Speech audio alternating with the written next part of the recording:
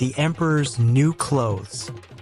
Once upon a time, in a grand and bustling city, lived an emperor who adored new clothes above all else. His love for fine garments was so immense that he spent all his money on acquiring them. Unlike other emperors who might be engrossed in their military or theatrical pursuits, this emperor was solely focused on his wardrobe. He relished the opportunity to showcase a new outfit every hour of the day. In fact, instead of being found in his cabinet, as one might say of a diligent ruler, he was more often found in his dressing room, admiring his latest attire.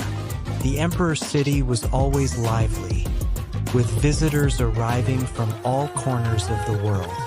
One day, two cunning swindlers entered the city.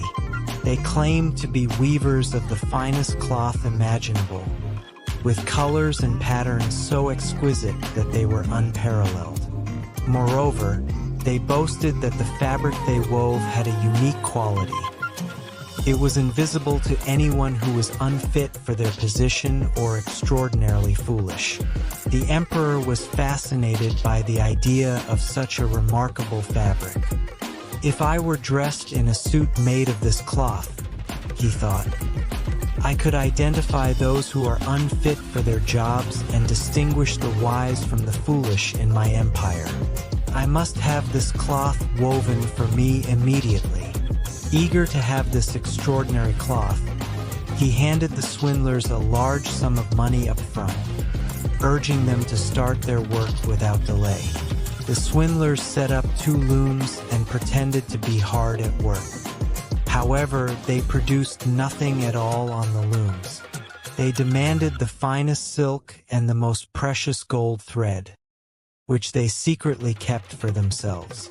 The swindlers worked at the empty looms late into the night, their actions convincing everyone that they were creating something truly magnificent.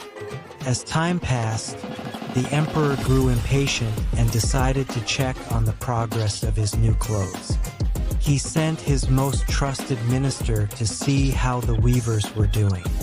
The minister entered the room where the swindlers were supposedly weaving and was shocked to see the empty looms. However, he didn't want to admit that he couldn't see the cloth, fearing that he would be deemed unfit for his position or foolish. So, he praised the swindler's work and reported back to the emperor that the cloth was indeed beautiful. Soon after, the emperor sent another loyal official to observe the weaver's progress. This official also saw the empty looms, but, like the first, he didn't want to be thought of as unworthy or foolish. He too praised the swindler's work. The emperor, reassured by these reports, decided to see the cloth for himself. Accompanied by his courtiers, the emperor visited the swindler's workshop. The swindlers, with grand gestures, pointed to the empty looms and described the splendid colors and intricate patterns.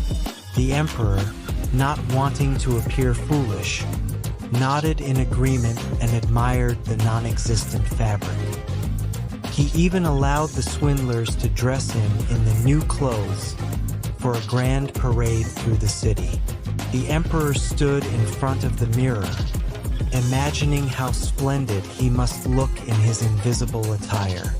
The day of the parade arrived, and the emperor, wearing his new clothes, marched through the streets.